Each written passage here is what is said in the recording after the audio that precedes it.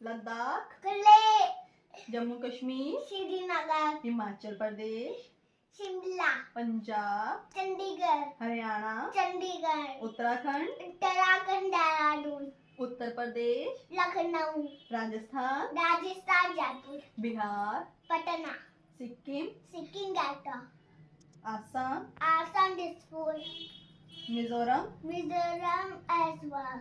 waste Bengal, waste Bengal, Kolkata, Jharkhand, Jharkhand,